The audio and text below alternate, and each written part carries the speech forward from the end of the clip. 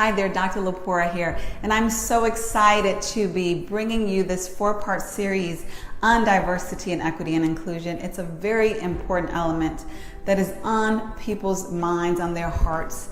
And so today we're specifically looking at a diversity, equity, and inclusion maturity model that I developed. And the reason why I thought this was so important is because a lot of organizations, a lot of top powerful leaders are really confused regarding how to approach diversity, equity, and inclusion, and they're a bit overwhelmed by the ocean.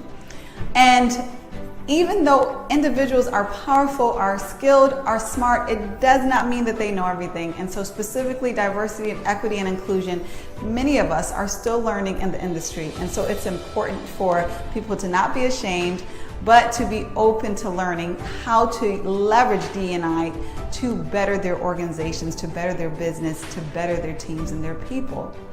So we're going to dive into this model so that you can see a real look, a real evolution of how your organization can grow, take that journey in maturing through D&I.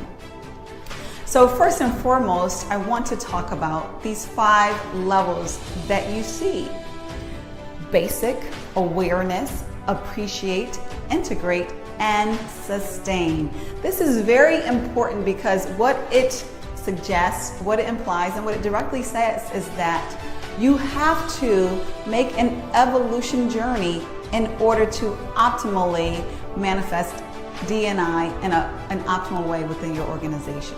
I'm not going to read everything, but I do expect you to read all of this in order to absorb it all. But the essence that differentiates these levels is going from an organization that is more reactive, more based upon what they have to do, to actually being D&I. So it's from an organization that is reactive to passive to active to proactive and then to sustaining. And so these all look very different. And so that intention of your organization, of the efforts, of the investments by your leaders, by the body, is what gets you migrating, what gets you evolving and upgrading through that journey. So what is important to understand is that basic level is one of compliance. It's that organization, and we all know that organization is a traditional 80s organization that does what it has to do in order to not get sued, quite frankly, in order to increase liabilities. And so they're going to dot their I's regarding what those government regulations are, but that's where the buck stops, because that is all they're interested in, and that's what they see the requirement as being. You know, and then that next phase is, awareness. Well, okay, we see this diversity, this equity and inclusion, we understand it, and we know what it may be, and it may be a positive thing, you know, and that awareness goes more into a phase of now we appreciate it. We appreciate what diversity, equity, and inclusion is. And not only do we appreciate it, but then that goes into we want to be engaged, we want to be active, we want to do something, you know, to basically manifest this great thing that is good for our bottom line, good for our business, good for our people. And then ultimately that inspiring level is sustaining. And that is when your organization culture represents D&I.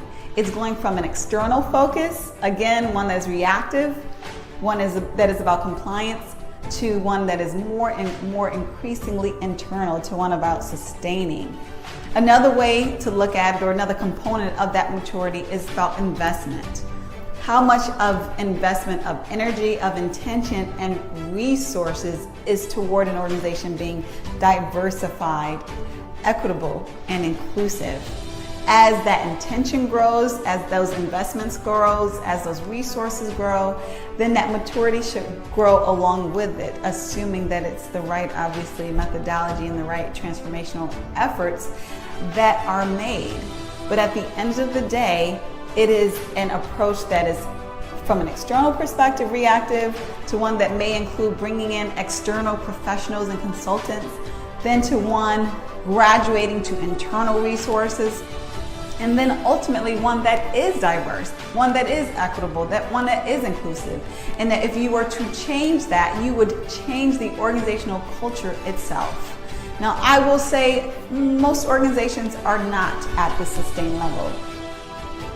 not even 3% within our country at least are at that sustained level.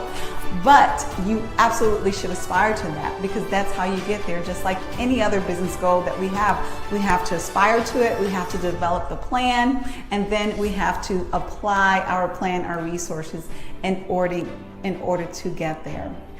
So I hope that helps. I hope that gives more information. If you find that it may be beneficial to anyone else, please share, and don't hesitate to reach out with any questions that you may have.